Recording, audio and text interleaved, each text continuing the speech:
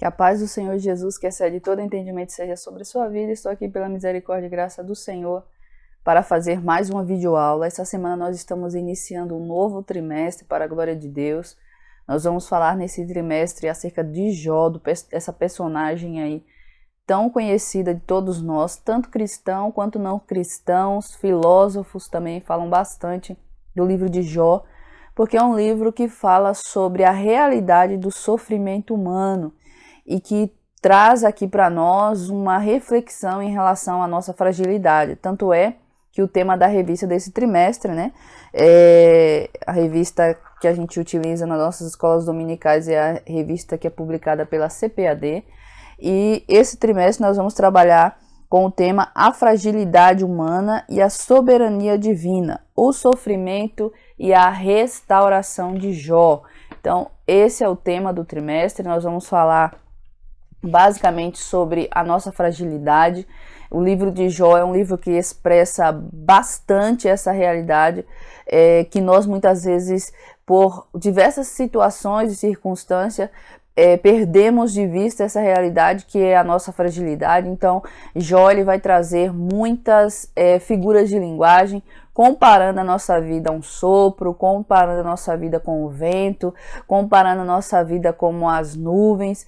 Todas essas comparações são para nos fazer entender que a nossa vida ela é frágil, ela não tem em si uma durabilidade infinita. Nós temos um prazo de validade, digamos assim, e também que fala sobre a soberania de Deus, um Deus que é soberano e que faz tudo o que lhe apraz e que não deve satisfações a ninguém. Ninguém tem autoridade para perguntar a Deus por que faz dessa forma ou porque deixa de fazer, porque ele é soberano. O livro de Jó, ele trata sobre esse assunto, o assunto do sofrimento, que é uma questão aí muito debatida pelos filósofos, pelo próprio ser humano em si. Ele tem essa interrogação em relação ao sofrimento, em relação a quem merece sofrer, quem não merece sofrer, e onde está Deus quando nós sofremos.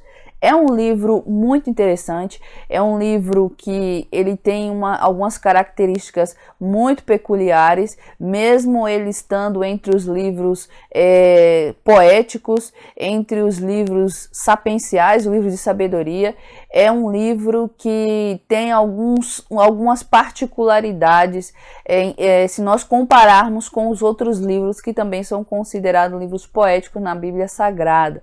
Por isso nós precisamos desde já estar atentos a essas particularidades e entender que o livro de Jó é um livro poético, portanto, em algumas situações, em alguns trechos, ele não vai se preocupar tanto em traduzir a realidade, mas vai estar mais voltado para o sentimentalismo, para a emoção, porque é um livro que vai trazer para nós também poesia. Então, nós já vamos começar este trimestre falando acerca do livro de Jó, né? O livro de Jó. E aí nós temos algumas informações importantes para juntos aqui aprendermos em relação a esse livro. Na segunda lição nós vamos entender aí, ter uma visão de quem era Jó, de uma forma mais detalhada. Embora seja uma personagem bem conhecida, sempre tem algo que a gente ainda não sabe, sempre tem algo que a gente ainda não aprendeu. Alguém pode pensar, Jó, mas é uma história tão conhecida, vai ser fácil. Nunca é fácil, porque quando nós nos colocamos à disposição para estudar, para examinar as escrituras, nós precisamos gastar muito tempo nesse exame, nessa meditação, nessa reflexão. Desde já a recomendação é: leia o livro de Jó. Nesse trimestre é fundamental que você faça essa leitura completa do livro de Jó. É uma leitura fácil, é uma leitura agradável, é uma leitura também inquietante, que mexe com a gente quando a gente entende como a gente está lendo. Então é importante para que nós também não venhamos cometer alguns erros que são cometidos em relação ao livro de Jó, à pregação de alguns trechos do livro de Jó, que nós tomamos a olhar de primeira mão e achamos isso aqui está certo, mas quando nós estudamos a fundo, nós vamos ver que não, isso aqui não condiz com o que Deus é, com o que Deus faz e com uma teologia saudável. Principalmente quando nós lemos os discursos e, digamos assim, a teologia dos amigos de Jó, que são totalmente fora da realidade do ser de Deus, dos atributos de Deus, e a gente vai trabalhar sobre isso também. Então a gente começa falando sobre o livro de Jó. Textuário dessa primeira lição, ele está na carta do apóstolo Tiago, capítulo 5, verso 11, lembrando que o comentarista dessa revista, nesse trimestre, é o nosso pastor José Gonçalves. Eu particularmente gosto muito dos comentários desse pastor e nós temos a oportunidade agora, nesse trimestre, de trabalhar com esse material que foi aí elaborado por ele, juntamente com uma equipe, lógico, mas que tem como o comentarista aqui, é aquele que deu vida a esse estudo, o nosso pastor José Gonçalves, tá? Vamos fazer a leitura do nosso textuário, que está na carta de Tiago, capítulo 5, verso 11. Eis que temos por bem-aventurados os que sofreram. Ouviste qual foi a paciência de Jó, e vistes o fim que o Senhor lhe deu, porque o Senhor é muito misericordioso e piedoso. Uma coisa muito importante quando nós lemos as escrituras sagradas, principalmente quando envolve histórias com os personagens, as personagens aí bíblicas, é que nós não devemos dar a glória ao personagem, mas ao Deus que apresenta esse personagem, ao Deus que esteve na vida de Jó. A glória não é de Jó, a glória é de Deus. É por isso que Tiago diz, nós temos o exemplo da paciência de Jó, e ele faz questão de frisar e dizer assim, que o fim que o Senhor deu para ele é porque o Senhor é muito misericordioso e piedoso. Ou seja, a ênfase não está em Jó, a ênfase está no Deus que Jó servia. É sempre importante ter essa visão quando nós lemos principalmente o Antigo Testamento. A glória não é dos servos de Deus que serviram ao Senhor no passado. A glória é do Deus ao qual eles serviam. E o propósito da Bíblia é mostrar a glória desse Deus e não a glória dos personagens. Verdade prática, o livro de Jó não é apenas uma preciosidade da literatura universal, mas, sobretudo, uma poderosa resposta de Deus para as grandes questões da vida. É uma resposta de Deus para as grandes questões da vida e, principalmente, nós que somos cristãos e que cremos na inerrância da palavra de Deus, na inspiração da palavra de Deus e nós cremos na inspiração do livro de Jó. Nós temos aqui já o tópico de número 1, autoria, local e data do livro de Jó. Primeiro, em relação à leitura bíblica em classe, ela está na segunda carta de Paulo a Timóteo, capítulo 3, reafirmando a inspiração divina, Paulo dizendo para Timóteo que toda a escritura é inspirada por Deus. Temos também aqui o livro do profeta Ezequiel, capítulo 14, verso 14, 19 e 20, que vai trazer para nós uma citação do profeta Ezequiel em relação a Jó, colocando Jó ao lado de outros homens de Deus bem conhecidos nossos, que é Noé e Daniel. E nós temos também, novamente, Tiago, capítulo 5, verso 11, para reforçar também a existência e a comprovação da veracidade, da historicidade de Jó, da personagem Jó. Nós com isso temos uma comprovação de que Jó não é uma ficção, não é uma fantasia, era uma história real. Tópico de número 1, autoria, local e data do livro de Jó. Autor do livro de Jó. Não temos um autor declarado na Bíblia Sagrada em relação ao livro de Jó. Não há, como nós estamos acostumados a ler, eu, fulano de tal, não existe uma definição, uma apresentação de quem escreveu esse livro. Então nós não temos essa informação. É importante que a gente entenda que algumas questões nós vamos ter que reconhecer a nossa incapacidade de saber e de conhecer. O que existem são são especulações, o que existem são teorias, que pode ter sido Moisés, alguns estudiosos afirmam isso, outros dizem que pode ter sido Esdras, pode ter sido Salomão, alguns acreditam, mas a verdade é que não temos essa informação e, portanto, não podemos afirmar com certeza. Nesse caso, em relação à autoria do livro, nós ficamos no campo das especulações e precisamos nos render e dizer, não sabemos, não há uma revelação bíblica em relação a isso e não há também material histórico suficiente para bater o martelo e dizer, foi tal pessoa que escreveu o livro de Jó. O que nós temos são evidências, por exemplo, de que foi um judeu que escreveu o livro de Jó pela a estrutura do livro, que nós vamos falar em seguida aqui. Então, nós temos essas evidências que tudo indica que foi um judeu que escreveu, porque ele usou a linguagem, a morfologia do hebraico para escrever este livro. Ele é todo estruturado de acordo com a morfologia, a literatura hebraica. Subtópico de número 2, a pessoa histórica de Jó. Como eu já falei, essa comprovação da historicidade da pessoa de Jó, nós temos ela no livro do profeta Ezequiel, capítulo 14, verso 14, 19 e 20, onde Jó é colocado ali lado a lado com Daniel e com Noé, que são duas personagens também que têm histórias marcantes na Bíblia Sagrada e que faz parte da nossa fé cristã e que serve como um tipo do que Deus tinha para fazer por nós, isso referente a Noé com a arca, Daniel recebendo as revelações, mantendo a sua integridade no reino babilônico. Então, há essa comprovação histórica da existência de Jó a partir dessas passagens bíblicas e do próprio apóstolo Tiago, que também vai falar de Jó. Nós temos agora a terra de Jó, onde Jó nasceu. De onde Jó era. Essa informação está na Bíblia. Essa informação está no primeiro capítulo do livro de Jó, quando diz que na terra de Uz havia um homem, na terra de Uz. Então, essa terra de Uz é um local que está próximo da Babilônia, né? Alguns vão até dizer Uz dos caldeus.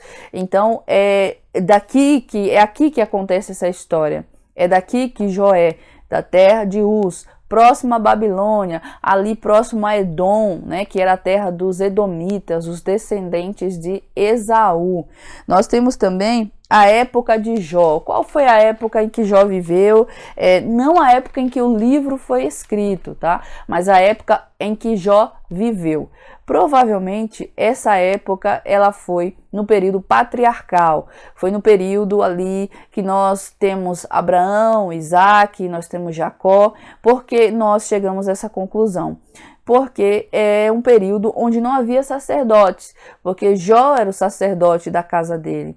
Jó era quem oferecia os sacrifícios, prevendo ou pensando antecipadamente, se porventura os meus filhos pecaram, eu vou oferecer um sacrifício ao Senhor para que o Senhor os perdoe e para que eles não venham sofrer nenhum dano. Então Jó fazia o papel de sacerdote da sua casa e ele mesmo oferecia sacrifícios, coisa que era restrita, a atividade que estava restrita depois da lei aos sacerdotes, exclusiva aos sacerdotes. Então nós concluímos a partir desse ponto de que Jó, o período em que ele viveu foi um período patriarcal.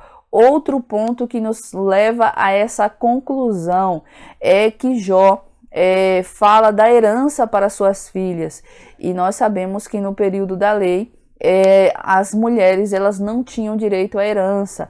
Nós podemos ver essa informação lá no livro de Números, capítulo 27, quando tem uma situação com as filhas de Zelofeate.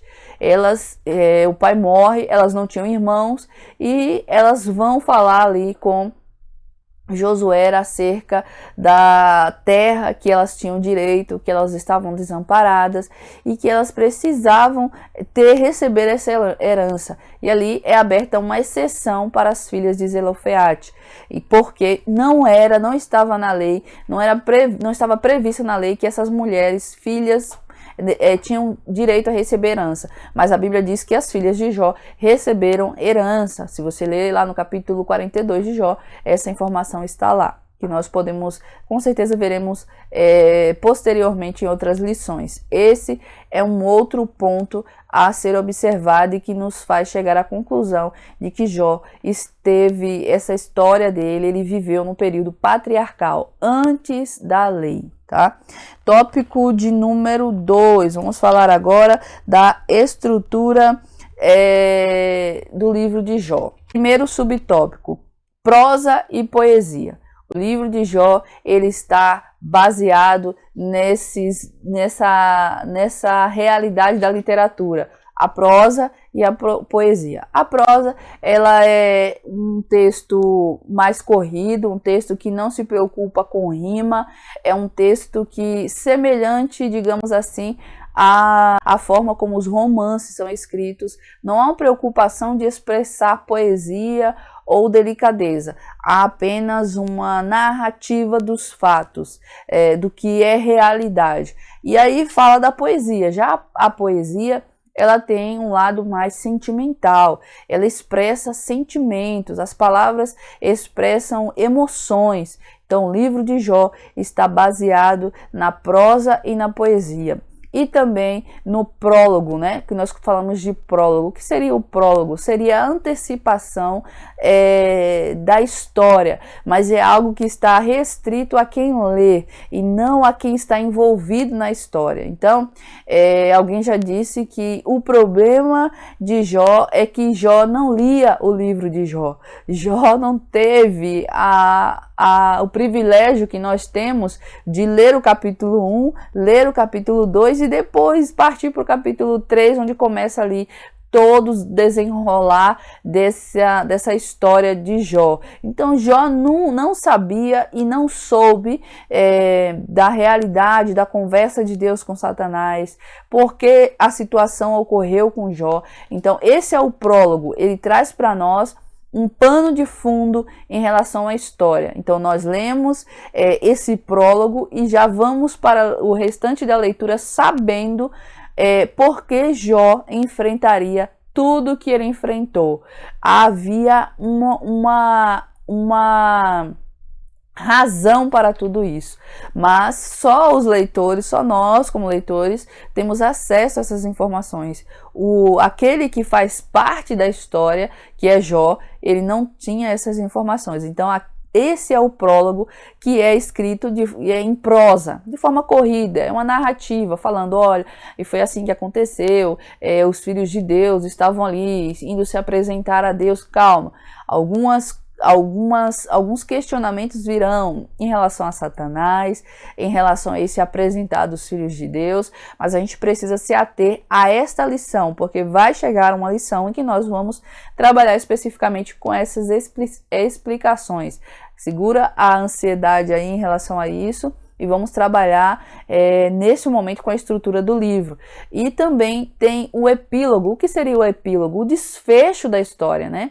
Como a história termina, como a história se concretiza. E essa parte também ela está em prosa, é uma narrativa, um texto corrido, falando, olha, foi assim que aconteceu, depois de todo o diálogo de Deus com Jó, Deus irou o cativeiro de Jó, e aí começa a dizer tudo o que acontece. O epílogo é esse desfecho da história.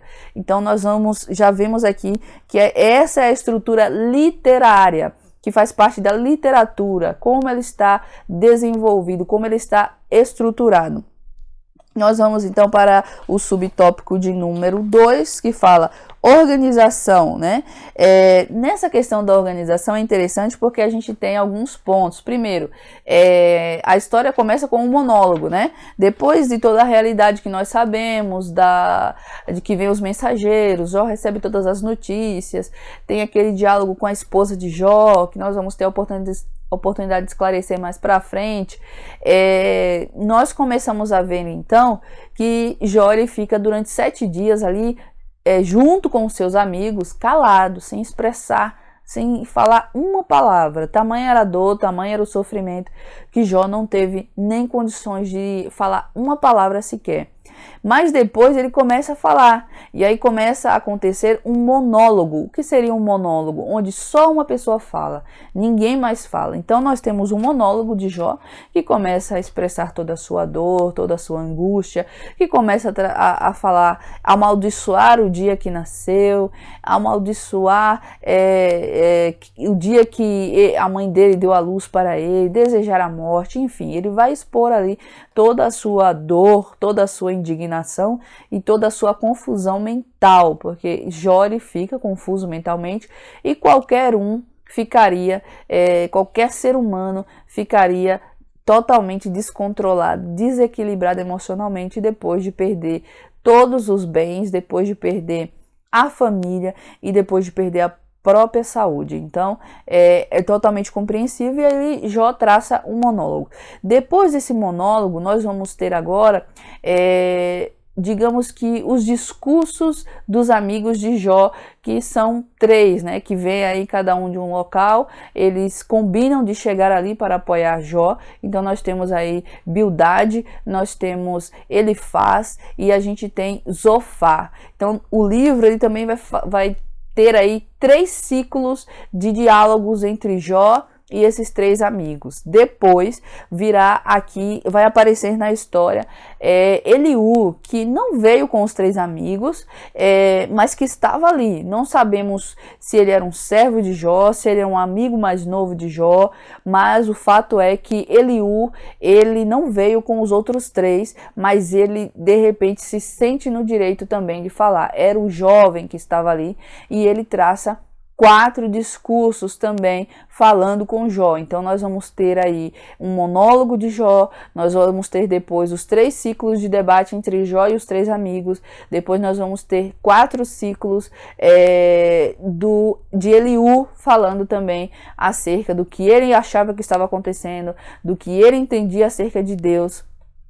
E depois nós vamos ter a revelação de Deus e em seguida a humilhação de Jó. Então essa é a forma que está organizada: monólogo de Jó, 3 discursos dos amigos, 4 discursos do jovem Eliú, a revelação de Deus para Jó e depois a humilhação de Jó diante de Deus. A abundância, agora nós vamos para outro tema aqui, que também é importante para que nós venhamos entender, que é a abundância de figura de linguagem. Como nós estamos falando de poesia, de prosa, nós vamos encontrar, principalmente na poesia, é característico da poesia, utilizar muitas metáforas. Aí nós temos, e o nosso pastor ele comenta que ele fala que dentre essas metáforas, vento, nuvem, já tinha falado sobre isso, sombra, uma corrida, ele vai usar muitas coisas inanimadas para tentar trazer um entendimento acerca do que ele está falando, a ideia que ele está tentando passar. Então, tem muita metáfora e é preciso entender essa figura de linguagem quando a gente faz uma leitura, para que a gente não leve de forma literal. É apenas uma demonstração para que a gente tenha um entendimento mais claro do que quer ser mostrado, do que quer ser dito por quem está falando. Sem falar também em relação ao estilo linguístico aí, hebraico, que em relação às poesias, que é o paralelismo, no hebraico, na literatura hebraica, esse paralelismo ele se dá em relação a ideias.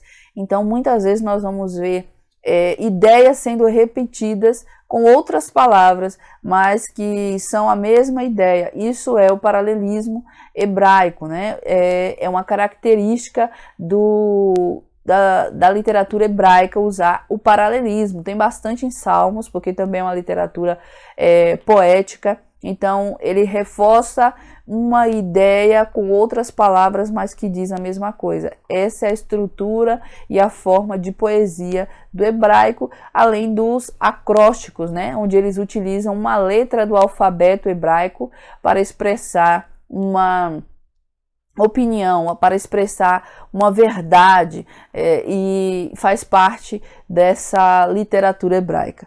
Tópico de número 3, a natureza e mensagem do livro de Jó. Porque os justos sofrem? Essa é a questão que todos nós queremos saber e que muitas vezes nós não compreendemos, porque nós não entendemos muitas vezes quem nós somos diante de Deus. Quem é justo diante de Deus? A Bíblia diz que Deus olhou do céu e procurou um justo sequer e não encontrou ninguém, não tinha nenhum justo sobre a terra. Essa procura, essa busca de Deus que a Bíblia fala é para nos mostrar que nenhum de nós somos justos aos olhos de Deus. A nossa justiça, ela está em Cristo, que é o nosso justificador. Sem Cristo não há justos. Por isso que nós precisamos tanto de Jesus para sermos considerados justos. Quando Deus olha para nós, agora, depois do sacrifício de Cristo na cruz, Ele vê justiça em nós, porque a justiça de Cristo é atribuída a nós. Essa é a doutrina da justificação. Sermos justificados, sermos considerados justos, não por um ato de justiça nossa, mas por um ato de justiça de Cristo na cruz por nós. Então, entendemos que muitas vezes, e nós vamos falar sobre isso aqui, Deus, em sua infinita graça, em sua infinita misericórdia, resolve permitir que algumas coisas aconteçam em relação a nós, para mostrar a sua misericórdia, para mostrar a sua glória e para mostrar a sua bondade para conosco, embora não mereçamos, embora não sejamos justos, embora estejamos totalmente apoiados e dependentes da justiça de Cristo em nós. Então essa ideia de que eu sou bom, de que eu mereço, de que eu sou digno, ela não é bíblica. A Bíblia diz que somos indignos, que somos miseráveis pecadores e que sem Cristo estamos perdidos. E o profeta Jeremias, inclusive, escrevendo no livro das Lamentações, ele diz assim: de que se queixa, pois, o homem? Queixe-se cada um dos seus próprios pecados. As nossas queixas em relação ao que sentimos, ao que sofremos, é consequência do nosso próprio pecado. É isso que diz o profeta Jeremias. E essa é a questão que vai permear todo o livro de Jó. Jó não entende porque está sofrendo, já que ele se considerava justo. Mas quando nós lemos o livro de Jó, nós vamos ver que ele mesmo reconhece que ele não tem condições de se considerar justo diante de Deus. E aí nós temos, existe bondade desinteressada? Aqui entra a questão do porquê servimos a Deus, do porquê adoramos a Deus. Qual é a razão do crer em Deus? É por amor? É por necessidade? Como diz o C.S. Lewis, né? É um amor necessidade, ou é um amor amizade, ou é um amor agape, aquele amor desinteressado, aquele amor verdadeiro, que independe do que façam, do que sejam, nós amamos apesar de. Então essa é a questão aqui, e que é levantada, sabe por quem? Por Satanás.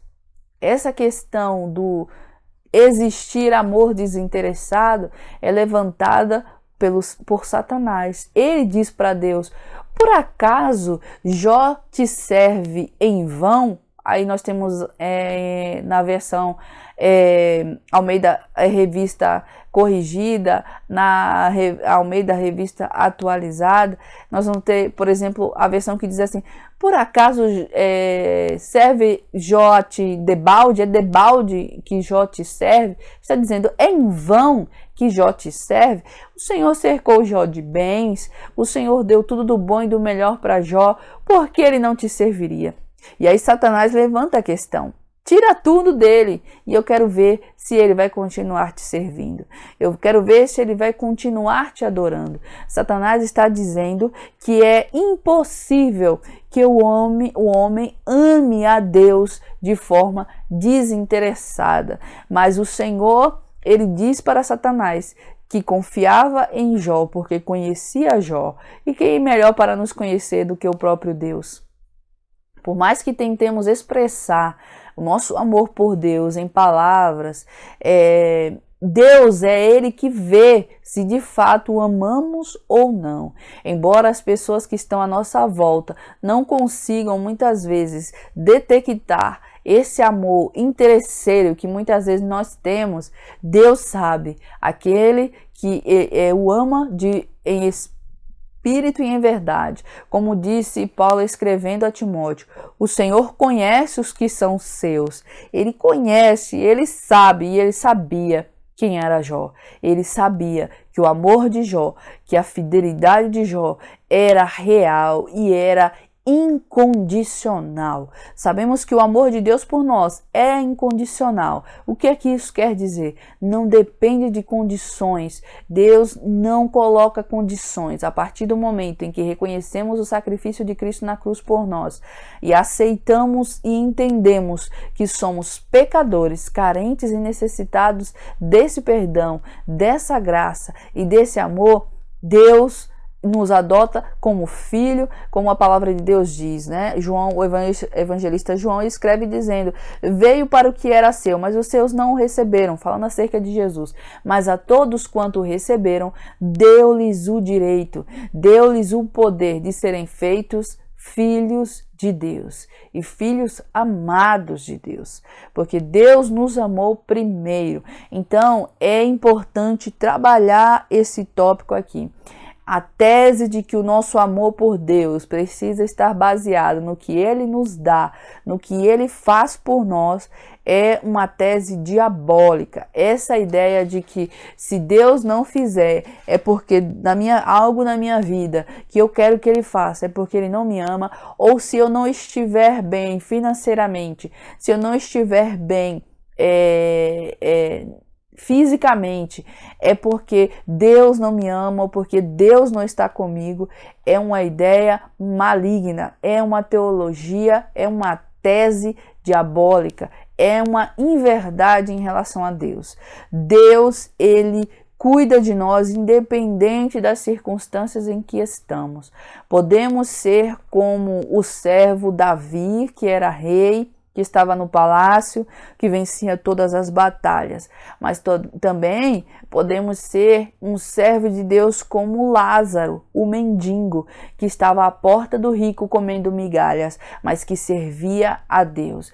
Ou como o próprio Jó, que fica aqui sem suas riquezas, sem sua família, sem a sua saúde, sem a sua dignidade. Ele fica sob suspeita. Jó fica sob julgamento, ele perde a sua moral, né, diante dos seus amigos que o acusam todo o tempo de que não é possível, Jó, não é possível. Nós vamos tratar disso mais para frente de forma mais detalhada, mas associar o nosso bem-estar físico, financeiro, familiar com a ser amado por Deus, com amar a Deus, o fato de eu amar a Deus vai me livrar de todos os problemas inerentes à vida nesse mundo, inerente ao ser humano, é uma tese do diabo, não é o que a palavra de Deus nos ensina.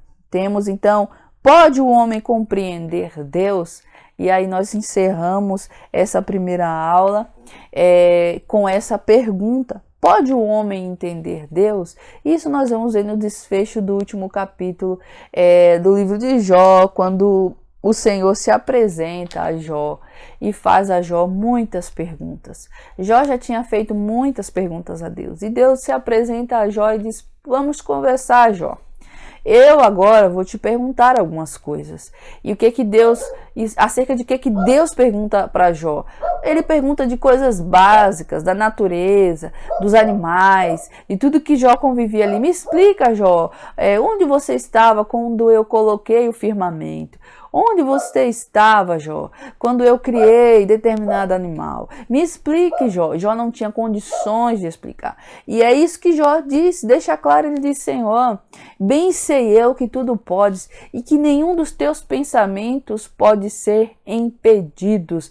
Jó está reconhecendo a sua ignorância, a sua incapacidade de compreender Deus em sua plenitude. O que nós sabemos de Deus é aquilo que Deus quis revelar para nós.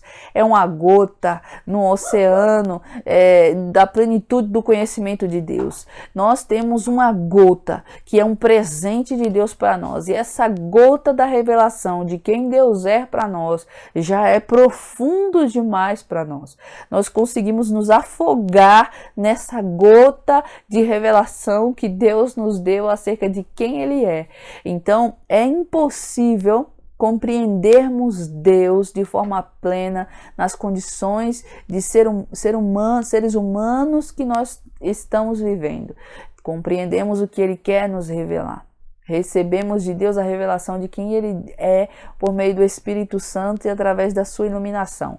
Mas jamais poderemos compreender quem é Deus em sua plenitude. Estamos satisfeitos com aquilo que Deus quis revelar a nós e agradecidos, e estamos dispostos a aprender mais. É por isso que estamos estudando mais um trimestre. É por isso que você é professor da escola dominical. É por isso que você é aluno da escola dominical. É por isso que você nem é professor e nem é aluno de uma escola dominical, mas está assistindo esse vídeo e está sendo edificado. Porque o Espírito de Deus nos conduz nesse caminho de aprendizado, de entendimento de quem é Deus e de quem nós somos diante de Deus. O apóstolo Paulo, ele diz: quem compreendeu a mente do Senhor? Quem foi o seu conselheiro?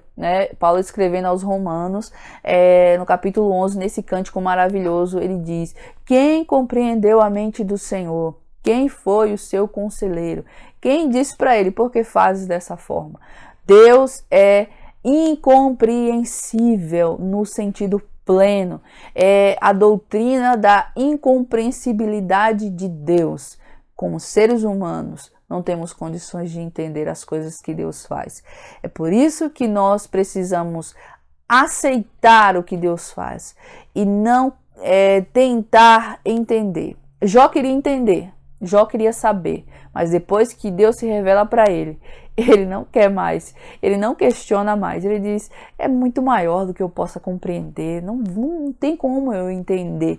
E eu te conheci apenas de ouvir falar, agora que os meus olhos te viram, agora que eu recebi uma revelação mais profunda do Senhor, não tenho mais questionamentos a fazer. Eis aqui o teu servo, faça como o Senhor quiser. Que nós possamos ter essa compreensão em nosso entendimento. Esse é o livro de Jó que nós vamos estudar para a glória de Deus e para a edificação das nossas vidas durante esses 3 meses. Então, aqui está: autor, data, local, estrutura, tudo que nós podemos falar acerca do livro de forma mais técnica. Semana que vem, na próxima lição, se o Senhor assim nos permitir, falaremos em relação a quem era Jó. Vamos traçar aqui, vamos aqui descrever quem era Jó de acordo com a Bíblia Sagrada e ter mais um tempo de aprendizado para a glória de Deus. Agradeço a você que acompanhou essa aula até aqui. Não se esqueça de deixar o seu like, deixar o seu comentário e se inscrever no canal e divulgar essa videoaula. Se foi interessante para você, se te abençoou de alguma forma, deixe o seu comentário, deixe o seu like e que o Senhor permita que estejamos aqui na próxima aula para a glória do nome dele. Fique na paz.